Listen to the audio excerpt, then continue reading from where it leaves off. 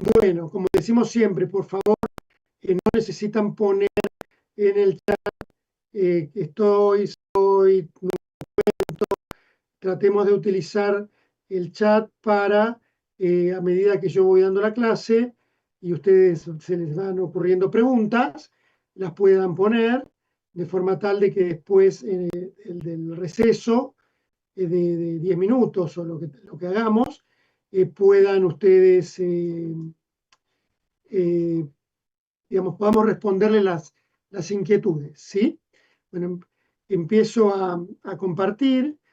Como les decía anteriormente, hoy va a ser una clase densa en términos teóricos, ¿sí? El tema me parece muy, muy interesante, ágil inclusive, pero bueno, esto es una historia y pensamiento de los derechos humanos. Es algo medio raro porque no es una historia del pensamiento, ¿no? Tenemos que hablar de la historia de los derechos humanos y el pensamiento de los derechos humanos metidos en una sola matriz de problematización, ¿no? Entonces, de esa forma, eh, combinamos, ¿no? Digamos, textos de distinto talante, de distintas disciplinas, pero hoy van a ser textos más históricos, ¿sí? Y vamos a retomar, mejor dicho, el texto que dimos en la primera clase de Giovanni Sartori, eh, para que podamos retomar algunos conceptos, algunas propuestas del autor para pensar estos dos textos tan teóricos, ¿sí? Perdón, tan históricos, pero que de cualquier manera tienen muchos conceptos. Bueno, paso a compartir. Esperen que acá está.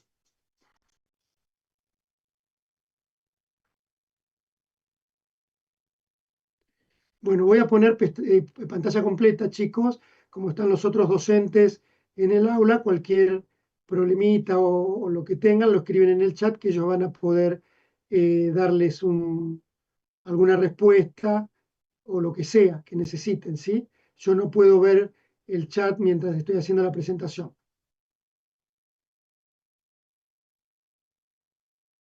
Perfecto. Bueno, la clase de hoy va a abordar el derecho como instrumento de dominio político y de integración jurídica en la Roma republicana e imperial, y vamos a hacer un recorrido bastante conceptual a partir de los conceptos de hostis, peregrinus, inimicus y enemistad pública. En esta clase, Perdón, Mario, que interrumpa. No se está viendo en modo presentación. ¿no se está viendo? Se está viendo la filmina, pero se está viendo chiquita. No se está viendo y con el entorno. No se está viendo en modo de presentación. Sí, qué raro. A ver, espera un minutito, porque las clases pasadas se veía. Sí, sí, sí, sí, sí. A ver, vamos a intentarlo de nuevo. Ujú. ¿Lo ven así o no? O sea, se ve Sí, pero pero no en se ve pantalla completa. en continuo, digamos. Se ve como la ves vos cuando estás trabajando. Sí, sí, sí, sí, entiendo. Esperen que acá encima se activó algo que no se tiene que activar. Esperen que voy a salir de la presentación y entrar de nuevo, ¿eh? Hoy tenemos todas las complicaciones tecnológicas, parece. Sí, sí, evidentemente la tecnología está Está en nuestra contra. jugándonos malas pasadas. Sí, sí, sí, sí.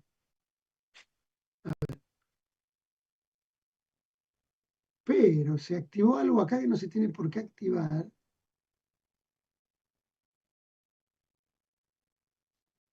Y no sé por qué. Alguien dice que abajo y a la izquierda tienes que tocar modo presentación, pero no sé, no me queda claro eso. Bueno, a ver, esperen, que vamos a intentarlo. Eh, Nueva presentación. Dice que aparece una pantallita con la flechita del play. tres iconos chiquitos abajo a la izquierda. O sea, todos nos dan instrucciones. El problema es que nosotros no encontramos las cosas que nos indican. A ver, esperen. Acá.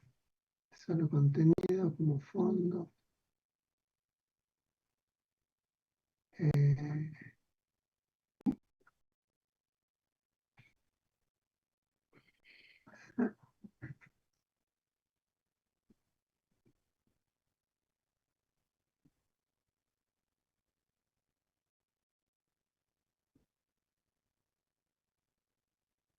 no, y lo peor de todo es que me apareció esto Encima te y no apareció lo. una...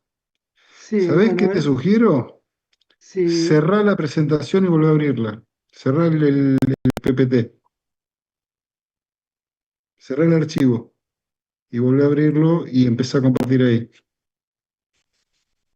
sí, voy a hacer eso. Espera un segundito. No, lo cerré ya. A ver.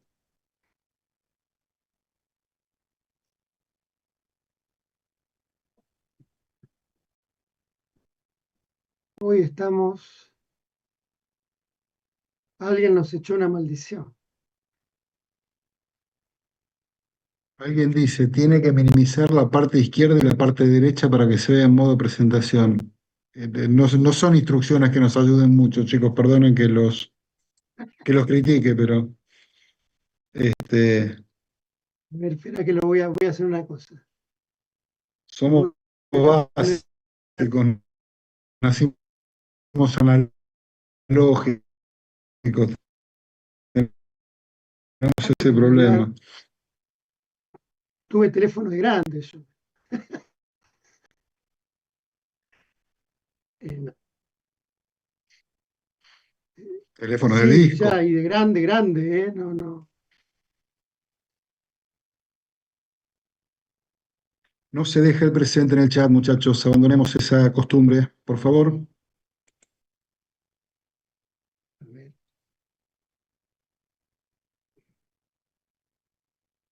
Eh, esperen que estoy minimizando cosas. Aprovecho para pasar un parroquial a los alumnos de las aulas 1 y 5 que todavía no hayan recibido la devolución de sus trabajos prácticos número 2.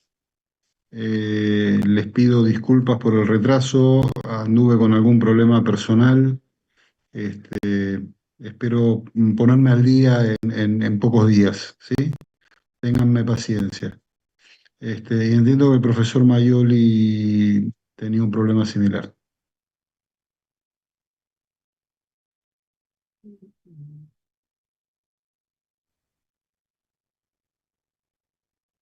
¿Sí se ve Se o no? ve, se ve el PPT, digamos. No, no, yo te diría que abandonemos el intento de poner la presentación en pantalla completa y lo trabajemos así. O sea, se ve un poco más chico de lo que debería, pero se ve.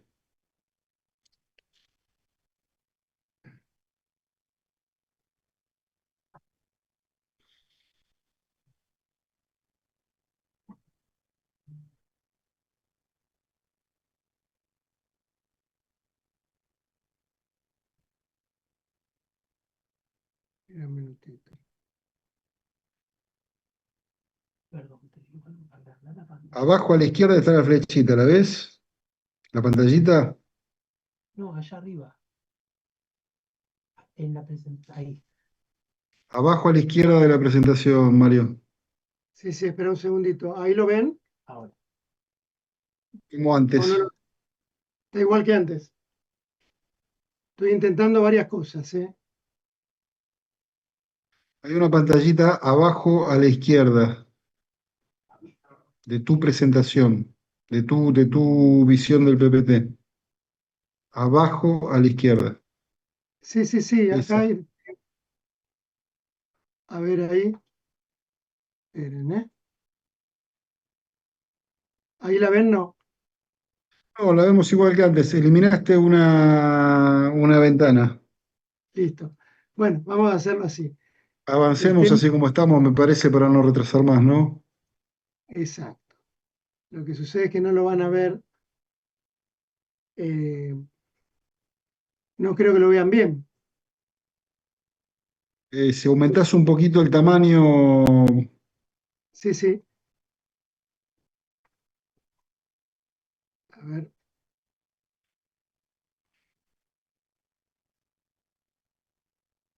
Pero es raro porque se veía hasta otra vez se me ahí estamos apareció. bien. Sí, Yo pero te se me diría que apareció. trabajes en ese tamaño. Espera que se me apareció de nuevo. Dios mío. Ahí está.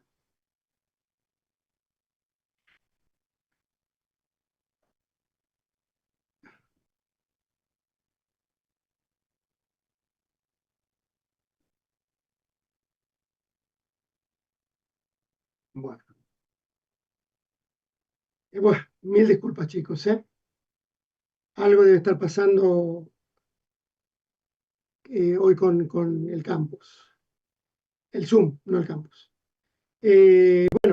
Decíamos, por lo tanto, que a partir de la historia romana vamos a hacer una suerte de acercamiento eh, diacrónico, de ver cómo se pasa desde la época republicana hasta la época del imperio, en la problemática de la ciudadanía y particularmente ver cómo se pasa de una situación en la cual había una soberanía política, digamos, manifiesta por parte de los sectores populares de la población romana en un primer momento, ¿no? Cuando Roma, digamos, es ciudad y comienza a expandirse de a poquito a lo largo de la península, y luego ya unos pocos años antes de la finalización de este siglo primero, antes de la era común, se funda el imperio, ya pasamos a una situación en donde esta soberanía política cambia por un sistema de garantías civiles que van a tener los pobladores de la ciudad, ¿sí? Ganando obviamente en el cambio algunas ventajas, pero perdiendo otras. Los tres textos que vamos a ver, uno ya lo mencioné, que es el capítulo 7 de Sartori, que es la política que ya hemos leído y ya hemos trabajado, pero la presentación se va a fundar de manera muy fuerte en dos textos verdaderamente muy, muy buenos. Uno se llama Ciudadanía e Imperio, que apareció en la revista Gerión 2007 en un volumen extra de ese año. Son 10 paginitas, pero muy, muy sustanciosas.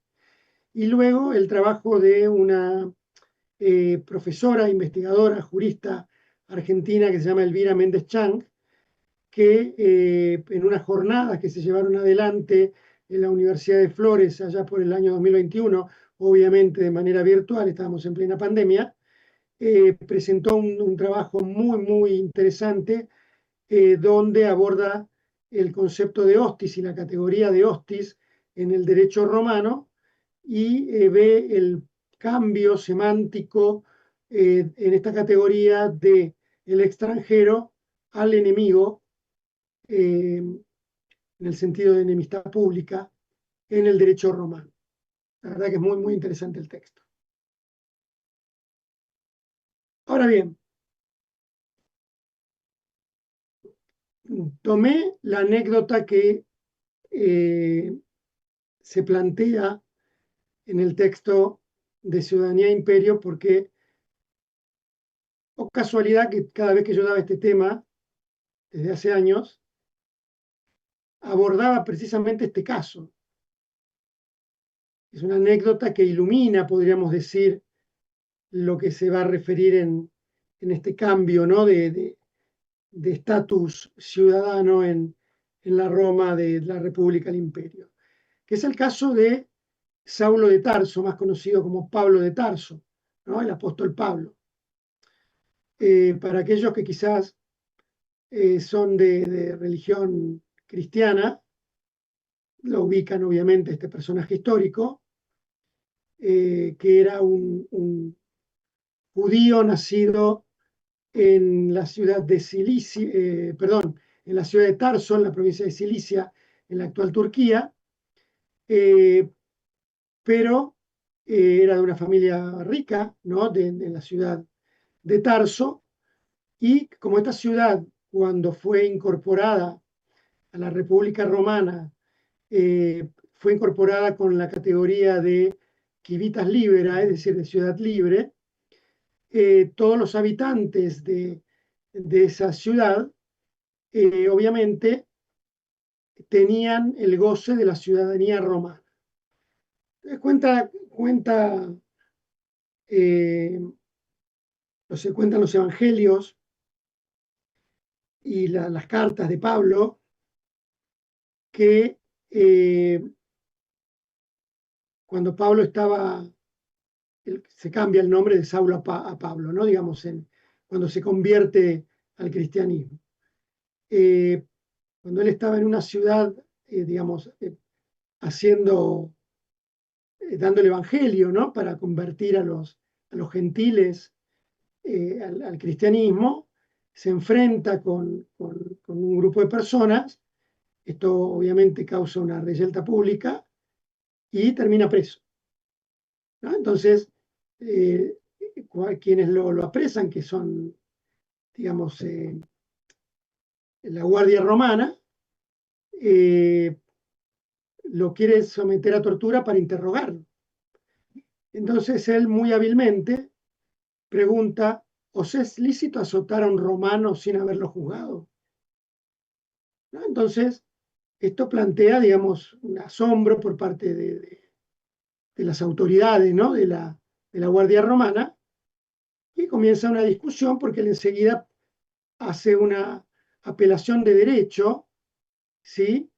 Para evitar a los tribunales locales y llevar su caso a la justicia del César, ¿no? A la justicia romana. Acá ya estamos en el imperio, ¿no? Entonces, es muy interesante porque cuenta en el texto que digamos, los magistrados romanos tenían un estatus inferior a él en términos de lo que implicaría la ciudadanía romana, ¿no? Entonces, logra escapar, podríamos decir, Saulo de Tarso, Pablo, por ser conocedor del derecho, ¿no? Del derecho romano. Entonces, esta anécdota que cuenta la autora es muy interesante y nos permite entrar, ¿no? Digamos, a cómo fue cambiando la ciudadanía de la República Romana al imperio, manteniendo obviamente determinadas categorías, pero llevando adelante determinados cambios semánticos, haciendo adaptaciones de viejos institutos republicanos dentro de la lógica del imperio, ¿no? Entonces, si nosotros planteamos cómo era la ciudadanía, cómo era el carácter ciudadano en la época republicana, podríamos decir que la ciudadanía tenía un carácter activo, ¿sí? ¿Por qué? Porque los ciudadanos desempeñaban un papel muy activo, muy dinámico. No era una cuestión solamente de derechos, sino que era una cuestión hasta jurídica, podríamos decir, ¿no? Pero basada en una ideología, basada en una práctica cultural. Cuando Roma comienza a expandirse a lo largo de la península itálica, va mostrando cierto cambio respecto de culturas que fue incorporando, como por ejemplo la cultura griega, que nosotros hemos ya explicado en clases anteriores, que tenía una matriz antropológica política diferente, ¿no? Digamos, el ciudadano griego era un ciudadano muy ligado a su a su ciudad, a una ciudad que era fundada o que fue fundada por, digamos, determinadas familias agrupadas en tribus, y los ciudadanos, los que tenían un carácter de ciudadano, eran descendientes directos de esos fundadores. Entonces, la gran mayoría de las polis griegas tenían la misma lógica, más allá de tener algunas diferencias. Roma, cuando incorpora a Grecia en la Roma republicana, va a tomar contacto con la cultura y la política griega y, digamos, va a tener ciertas similitudes, pero también grandes diferencias. Una gran diferencia en realidad está basada por esta mirada antropológico-política, donde, a diferencia del griego, el romano es más práctico. El romano tiene, digamos, una practicidad, un pragmatismo que lo lleva a utilizar al derecho como una herramienta no solamente de sometimiento, de dominio, ¿sí? De dominio político, sino de una integración jurídica que le permite extraer recursos. ¿Sí? Esto lo vamos a ver mejor una filmina más adelante. Ahora bien, cuando pasamos a la época imperial, sabemos que el imperio es una forma, digamos, monárquica, ¿sí? Roma ya tuvo monarquía antes de la república, pero el imperio es una innovación dentro de las lógicas monárquicas. Y cuando Augusto César, el sobrino de Julio César, se convierte en príncipe, ¿sí? Y funda el imperio, va a establecer esta, esta máxima de que lo que place al príncipe tiene fuerza de ley, ¿no? Entonces, esta máxima va a convertir a la ciudadanía romana a una ciudadanía pasiva,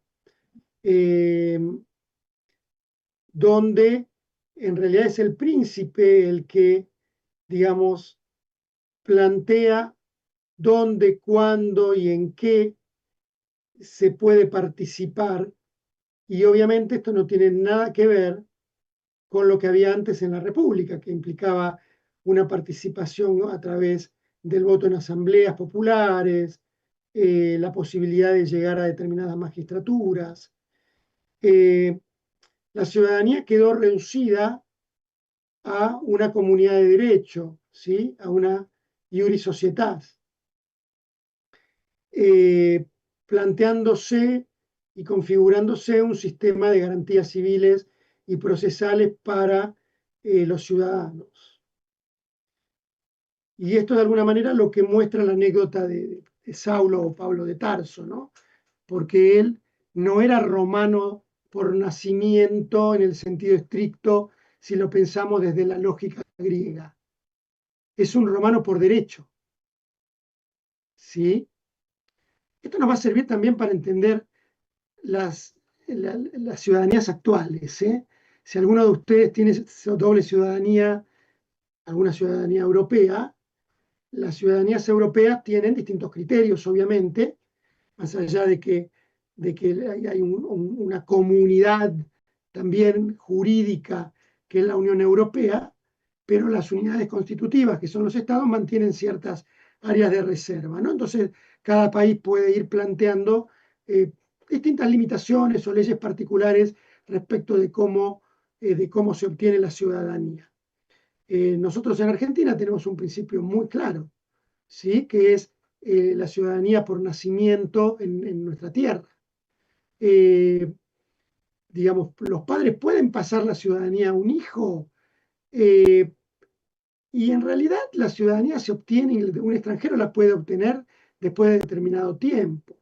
Y si nace un niño en el extranjero, si nace en un territorio argentino en el extranjero, que esto puede ser un avión, un barco con bandera argentina o una embajada, ¿sí? Nace un niño en una embajada, ese niño va a ser argentino. a pesar de que nazca en un territorio extranjero, ¿sí? Porque ese territorio es argentino. Y también tenemos, obviamente, una ciudadanía jurídica, ¿sí? Que es una ciudadanía que es un extranjero que puede adoptar por opción la ciudadanía, ¿sí? Y a nivel municipal, inclusive, un extranjero puede votar sin ser ciudadano. Bueno, todo esto nos viene de Roma, nosotros, particularmente, ¿sí? Viene de la experiencia particularmente imperial. Ahora bien, la ciudadanía romana tenía una exclusividad jurídica, ¿sí? La ius civile romana establecía el principio de exclusividad. No podía uno no podía ser ciudadano de dos unidades políticas distintas al mismo tiempo. En el mundo griego, si uno era griego, es decir, si era descendiente directo de las familias que fundaron las polis griegas, a pesar de ser distintas, había una idea de isopoliteia, es decir, había experiencias federativas entre polis griegas, ¿sí? Por lo tanto, cuando se dieron esas experiencias federativas, generalmente frente a problemas bélicos, ¿sí? La invasión persa, por ejemplo, si uno se pone a pensar, las ciudades griegas se federaban, ¿no? Entonces, podían compartir, ¿sí? Como eran tributarios de una misma cultura y de ciudades hermanas, podríamos llamarlos así, eh, compartían en determinados momentos esta ciudadanía que iba más allá de la frontera de la polis, ¿sí?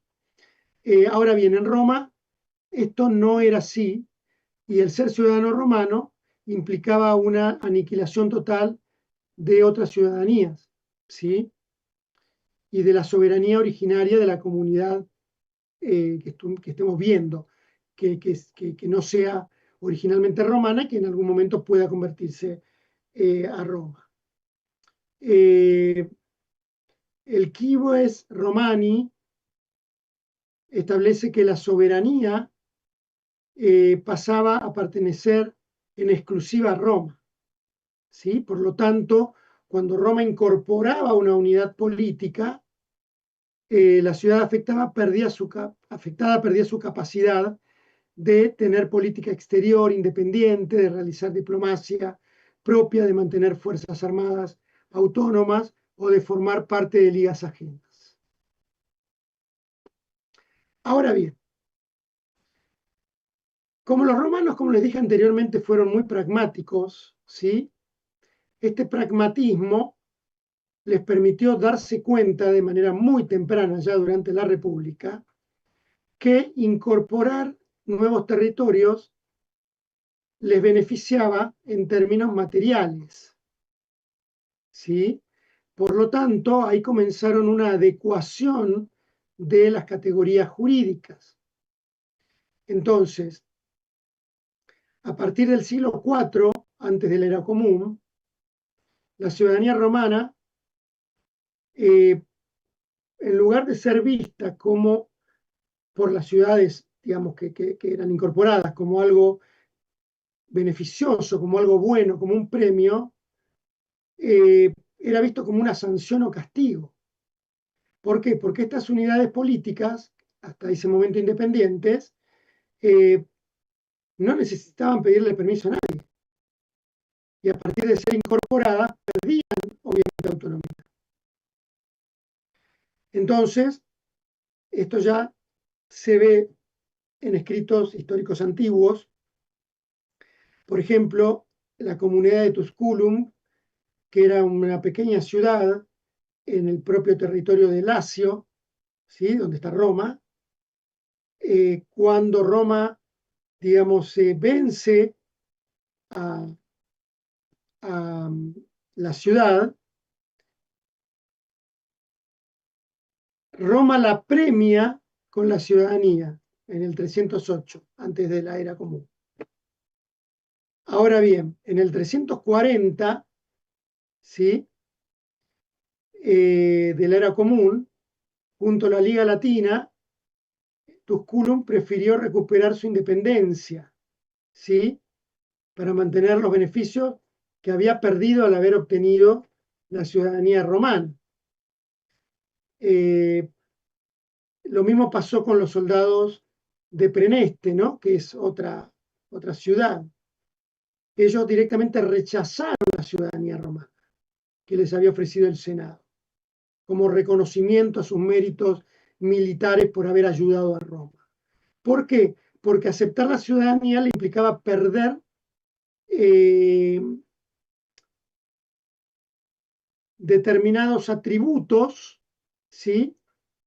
Que denotaban una independencia, ¿sí? Una soberanía, que la perdían al ser incorporadas a Roma. Ahora bien, en el siglo II, antes de la era común, luego de que Roma venza definitivamente a Cartago en la última guerra púnica, y luego de conquistar Grecia, Roma se va a consolidar como potencia hegemónica en toda el área del Mediterráneo, y a partir de ese momento es que se da cuenta de los grandes beneficios económicos y jurídicos que implicaba poder otorgar la ciudadanía a otras ciudades, ¿no? Y ahí obviamente las ciudades es que veían, calculaban también si les convenía o no les convenía, y de qué manera les convenía incorporarse a Roma para no perder tanto de lo que tenía. En todo este proceso es que nosotros vamos a poder apreciar cómo va cambiando este concepto de hostis. ¿Por qué es interesante el concepto de hostis? Acá me voy a adelantar algo que decimos al final de la presentación y que la autora del artículo, Méndez Chan, lo dice desde el primer momento. Yo lo pongo al final. En un mundo donde hay un problema muy grande en todo el mundo respecto de los procesos migratorios, ¿sí? De pueblos, poblaciones, de todo tipo, que escapando de sus territorios originales por distintas razones, cuestiones bélicas, cuestiones climáticas, y obviamente quieren entrar a países que tengan una mejor situación en términos económicos, sociales y políticos que sus tierras y sus territorios originales, cobra actualidad esta cuestión y esta problemática del hostis. Ustedes dirán, ¿por qué? ¿Qué significa hostis? Y acá tengo que hacer un pequeño paréntesis para situarlos en una problemática muy discutida todavía al día de hoy, que es el tema de la enemistad pública, el enemigo público. En el siglo XX se planteó una discusión muy interesante entre dos miradas totalmente distintas, que tienen dos nombres. El nombre de Hans Kelsen y el nombre de Carl Schmitt, dos juristas alemanes. Uno representando una posición y otra posición. La posición de Hans Kelsen es una posición muy positivista, el derecho por arriba de todo. Y la posición de Carl Schmitt es una posición más política, donde el derecho se subsume a la autoridad, a la decisión soberana, ¿sí? En momentos de excepción. La obra de Carl Schmitt es discutir constantemente, murió casi centenario, vivió prácticamente todo el siglo XX, vio todos los horrores del siglo XX, Y Carl Schmitt es un autor que es muy clásico, rescata categorías muy clásicas, rescata categorías muy romanas, pero las interpreta desde la modernidad. Y al interpretarlas desde la modernidad, pone sobre la mesa la diferencia entre el hostis y el inimicus. El hostis es el enemigo, pero en el sentido de enemistad pública, mientras que el inimicus es el enemigo privado, aquel que yo puedo llevarlo a tribunales porque el perro de mi vecino saltó la tapia, se metió en mi jardín, me rompió todas las plantas y me mató a los conejos, ¿no? Entonces, yo lo llevo a los tribunales y litigo. Ahora bien, el hostis no. Entonces, la interpretación que hace Carl Schmitt del término hostis es una interpretación muy moderna en función de la historia de Occidente desde el siglo XV hasta el siglo XX, donde vemos la historia de unidades nacionales, primero europeas, luego occidentales, luego mundiales, que compiten por espacios físicos, ¿no? Cada vez más limitados. Entonces, en situaciones donde dos colectivos estatales se enfrentan, ¿quién decide? Nadie, porque no hay nadie más arriba del Estado, ¿no? Entonces, en situaciones internas donde hay crisis que llevan a enfrentamientos colectivos dentro de un mismo Estado, ¿quién resuelve el conflicto? La respuesta de Schmitt, absolutamente antipática y criticable durante todo el siglo XX, fue: decide el que tiene el Estado, el que puede decidir en el estado de excepción, sea quien sea. ¿Y quién decide en el estado de excepción? Aquel que identifica al enemigo público. Y al identificarlo lo debe exterminar. Suena muy duro esto, ¿no? Entonces, obviamente él los toma esto de la tradición romana, pero interpretada en el siglo XX. ¿Qué nos va a decir Méndez Chan? Que esto en realidad sí lo podemos encontrar al finales de la época imperial en Roma, pero en realidad en la República tuvo otro origen.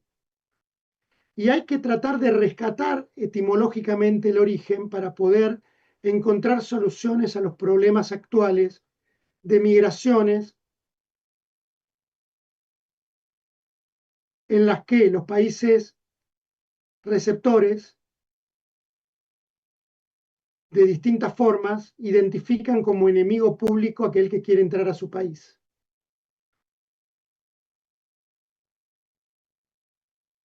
¿No? Entonces, en Europa uno esto lo ve claramente con los términos digamos, negativos,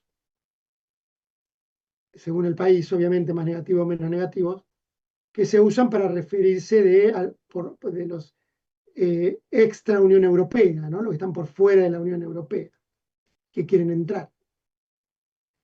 Entonces, en ese sentido, Méndez Chan escribe un trabajo muy interesante porque nos plantea que el término hostis originalmente simplemente connotaba un no romano, un extranjero, ¿sí?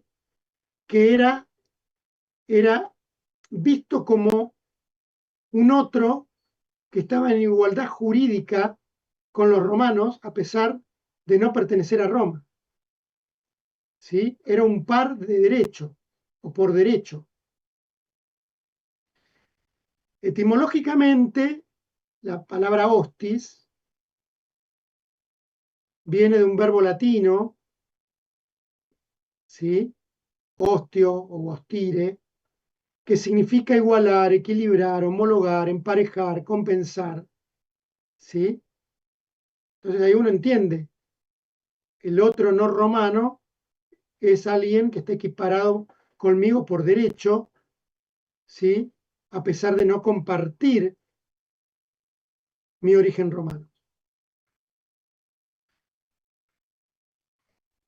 La autora cita, digamos, a uno de los primeros romanos que escribió un libro de gramática latina, Sexto Pompeyo Festo, que plantea, ¿no?, que se llamaba hostes a los extranjeros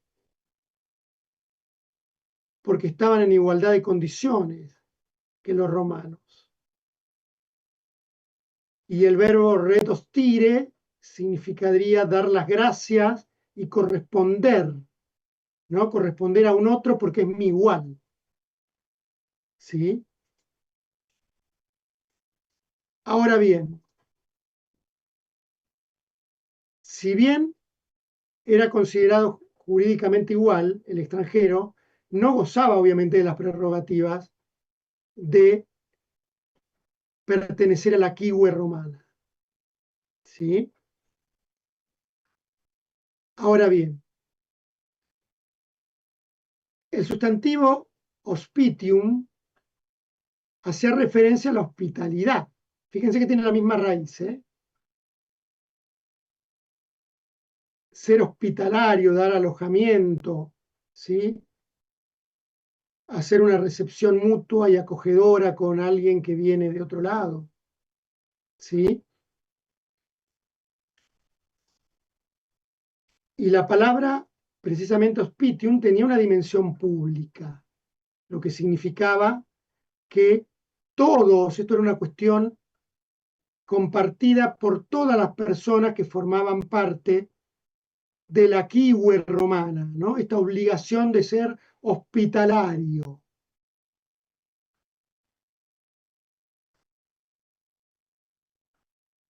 Ahora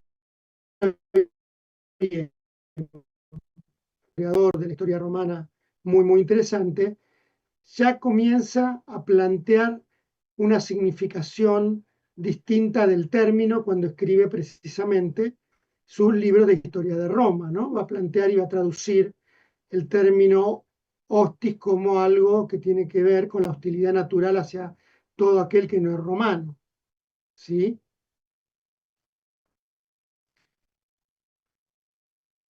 Ahora bien, en términos propiamente jurídicos, en el digesto justiniano del siglo VI de la era común, el término hospitium particularmente se está refiriendo al dar hospedaje, dar vivienda, ¿sí?, a un otro no romano.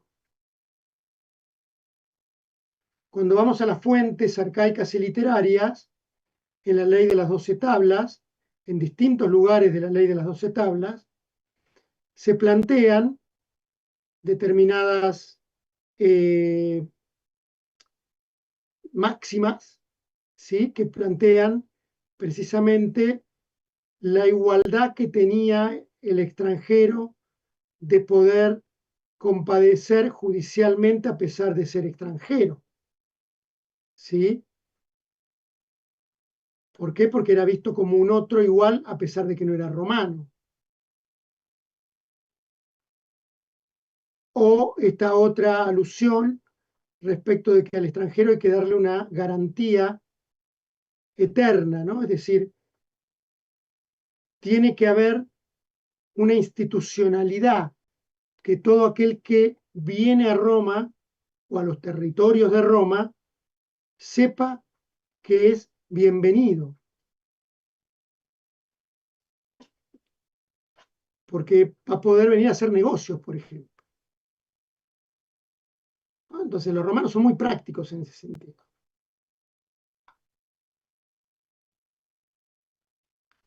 Ahora bien, en el siglo I antes de la era común, Marco Tulio Cicerón plantea ya que entre los antepasados la palabra hostis equivalía exactamente a lo que en la época de los romanos del siglo I se denominaba como peregrinus, ¿no? Fíjese la palabra peregrino, alguien que transita, que viene peregrinando, que viene caminando, ¿sí? Marco Terencio Varrón, en su obra de lengua latina, otro, digamos, lingüista, podríamos decir, plantea que el hostis era el extranjero que vive bajo sus propias leyes, ¿sí? Y mantiene relaciones pacíficas con Roma, ¿sí? Por lo tanto, vemos que hasta antes del imperio hay un consenso de que la palabra hostis no significa enemigo, sino extranjero, ¿sí? Ahora bien, ya en el siglo I de la era común, es decir, al comienzo del imperio, se puede apreciar el cambio semántico, ¿sí? Del término hostis. ¿Por qué? Porque este sentido pacífico del otro no romano, con quien hay que ser hospitalario, con quien conviene tratarlo bien y que él perciba que esto no va a cambiar para que pueda venir y hacer comercio y deje los resultados de su comercio que van a beneficiar a Roma, comienza a mutar a el extranjero como enemigo público, es decir, como enemigo de la quihue romana, ¿sí? Y al hostis se le declara la guerra, el bellium, ¿sí? Por lo tanto, acá vemos que hay una bifurcación en los conceptos y vemos que el sentido originario de hostis como extranjero no romano, pero con quien hay que ser hospitalario y tratarlo bien, se va a trasladar al término peregrinus, ¿sí? Mientras que ya vamos a tener que el término hostis empieza a ser utilizado con esta lógica de el enemigo, hoy diríamos del Estado. Y al ser enemigo del Estado es enemigo de la comunidad. El sentido positivo de el extranjero como peregrinos va a ser reafirmado en el 212 de la era común a través de el edicto de Caracalla, que va a plantear, ¿no?, esta ya de manera formal, institucionalizada, que hay extranjeros a los que hay que tratarlos bien porque son comerciantes, son personas que dejan, digamos, utilidades a la quihue, mientras que hay otros que son enemigos públicos. Y el enemigo público va a asociarse a este otro concepto que es el de perduelis, ¿sí? Y ahí esto va a reafirmar el sentido negativo del concepto,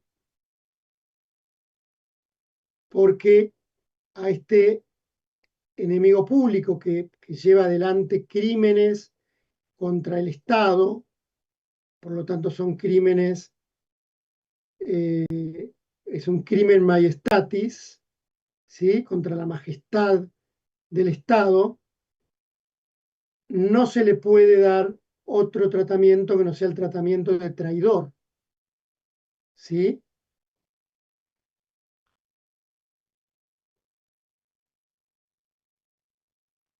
Ahora bien,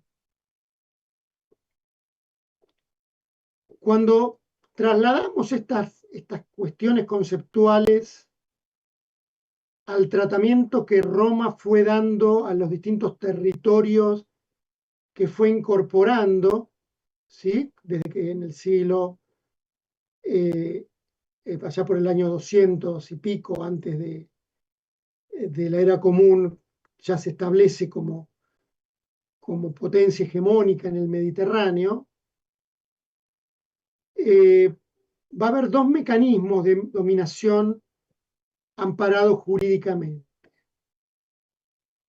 Uno tiene que ver con lograda la derrota militar de la ciudad o de un territorio, se le ofrece, luego de la rendición incondicional del territorio, se le ofrece, en un sentido, digamos, figurativo, ¿sí?, formar parte de Roma,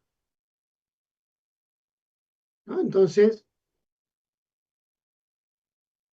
la comunidad vencida entrega de forma absoluta todo lo suyo, bienes, población, por lo tanto se hace susceptible de ser esclavizada, leyes, territorios, ciudadanos, dioses, entregan todo, ¿sí? Por lo tanto, en términos jurídicos, la comunidad se extingue y se pone a merced ¿de qué?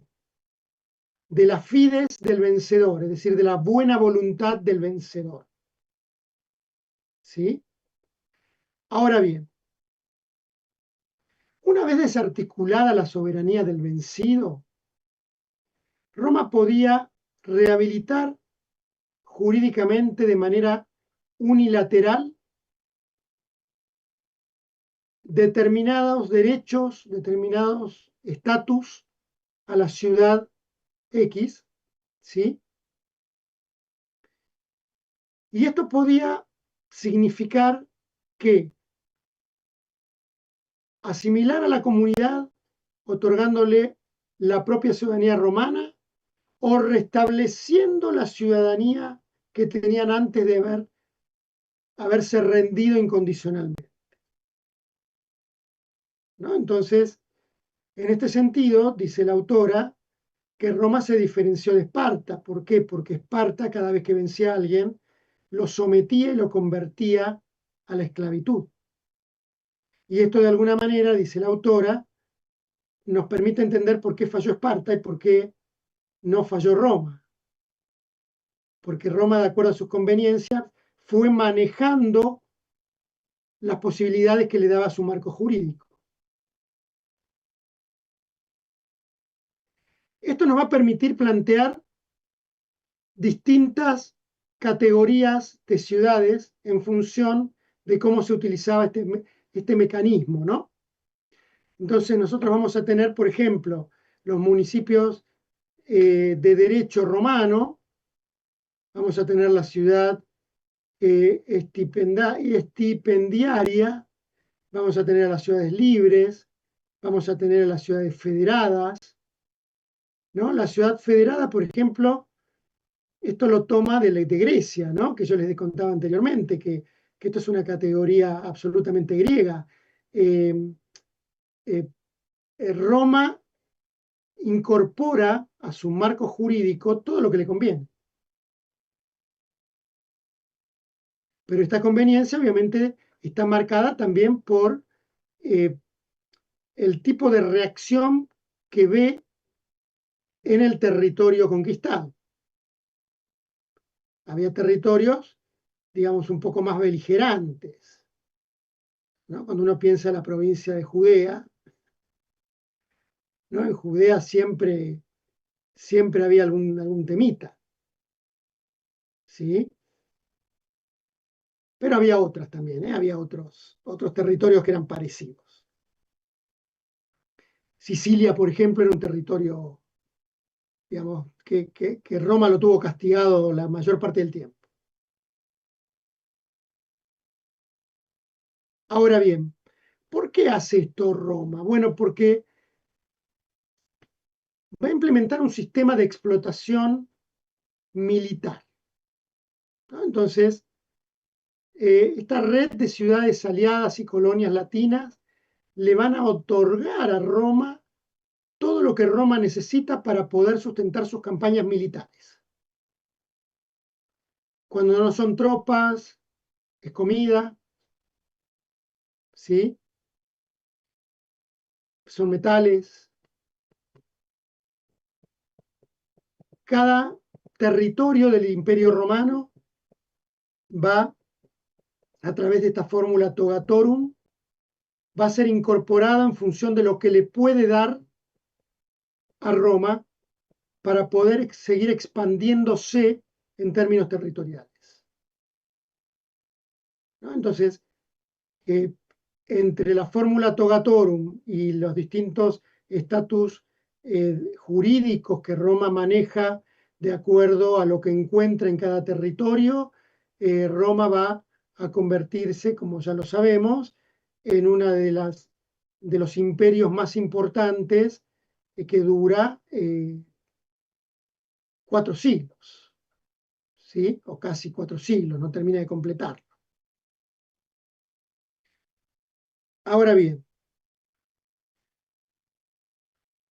esta simetría que se planteaba en esta lógica romana de distintos estándares jurídicos en función de su conveniencia, en el siglo II, porque esto comienza antes del imperio, va a mostrar algunas fisuras que van a provocar que Roma tenga que plantear una intervención legislativa por parte de la autoridad romana para conceder de manera general la ciudadanía a los pueblos que aceptaban el cese de hostilidades, ¿no? Entonces, ¿se acuerdan que en la primera clase yo les dije esto también, citando a Sartori, ¿no? Roma plantea a través de esta iuris societas una ciudadanía mucho más amplia en términos jurídicos, ¿no? Podríamos decir que en términos ideales nos seguimos planteando nosotros un horizonte similar. Obviamente sin mediación le otorgamos la ciudadanía a aquel que no nos plantea hostilidad, sino que ya se supone que cuando se fundan los estados las hostilidades no existen, y si hay hostilidades por parte de aquellos que incumplen la ley, si lo pensamos en términos de un autor también moderno como es Thomas Hobbes, aquel que se pone en contra del Leviatán se sitúa en una situación de naturaleza respecto del Estado, ¿no? Entonces el Estado tiene derecho de declararle qué cosa, hostilidad pública. Ahora bien, cuando alguien incumple la ley, en la actualidad, no le declaramos la hostilidad pública, no pierde la ciudadanía, ¿no? Recordemos que estamos en Historia y Pensamiento de los Derechos Humanos, ¿sí? Por lo tanto, piensen un poco en las cosas que hay a veces dando vuelta, ¿no? En la televisión, en los periódicos, en las redes sociales, ¿no? ¿Por qué yo tengo que mantener a los que están presos? Si yo soy un ciudadano de bien. Claro, entonces el preso hay que quitarle la ciudadanía y deja de ser humano. Ah, no, eso no. ¿Nunca escucharon este tipo de discusiones? Entonces se supone que un ciudadano es ciudadano por más que haya cometido un delito. Fíjense cómo estoy usando los términos, ¿eh? No hablo de delincuentes, hablo de ciudadanos que cometen delitos, ¿sí? Porque hablar de delincuentes ya implicaría una otredad muy negativa, ¿sí? Entonces, vamos a ponernos en una posición bastante progresista, ¿no? Entonces, la declaración de hostilidad pública desde 1948 en adelante es muy difícil, ¿sí? ¿Por qué? Porque toda persona es ciudadana,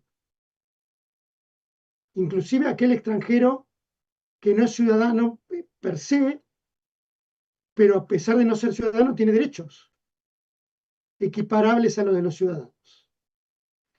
Y a lo sumo, bueno, si hay algún tratado, algún convenio a partir del cual se puede extraditar a alguien a su país, se hará, ¿sí? Pero todo depende también, ¿no? Esto es interesante.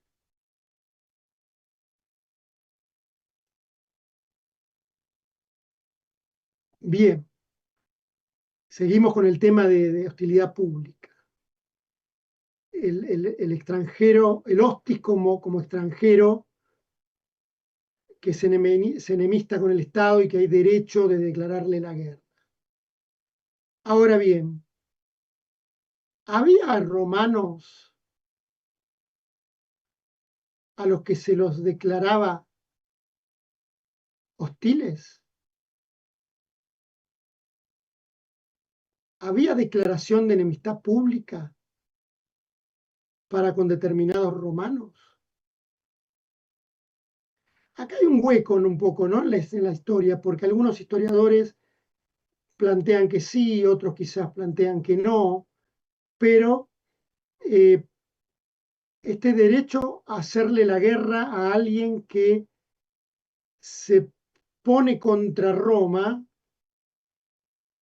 siempre primó en el caso romano de qué manera puedo yo materialmente salir ganando a través, digamos, de un manejo jurídico de la situación, ¿sí? Para poder, entre comillas, amigarme con el hostil ofreciéndole algo y que a cambio yo pueda recibir lo que necesito de la comunidad hostil, ¿no? Porque si bien guerra es una maquinaria, perdón, Roma es una maquinaria de guerra, la guerra desgasta. La guerra no es económica. Entonces ahí vemos que Roma, en ese sentido, trata de buscar la paz, ¿sí? Porque de hecho tiene toda una tradición jurídica y religiosa por el cual se intenta buscar la paz, inclusive con aquellos que en algún momento se opusieron frontalmente a Roma, ¿no? Entonces, el tema de la enemistad pública no es una cuestión de derechos solamente, es una cuestión religiosa. Pero como los dioses perdonan, los humanos también perdonan.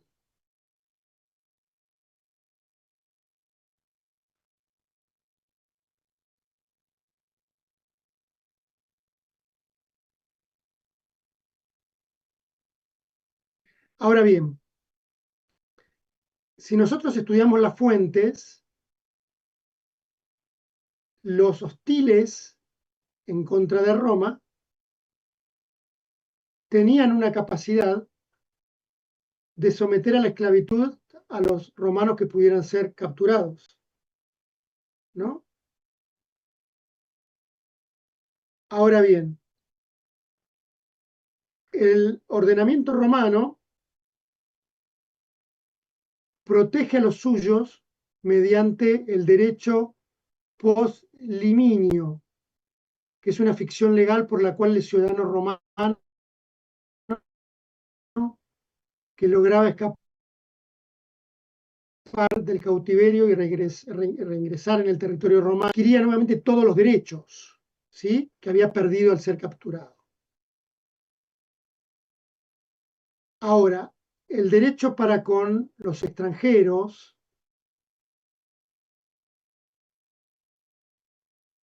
implicaba que todo lo que Roma conquistaba en términos de materialidades del otro pasaba a formar parte del botín de guerra.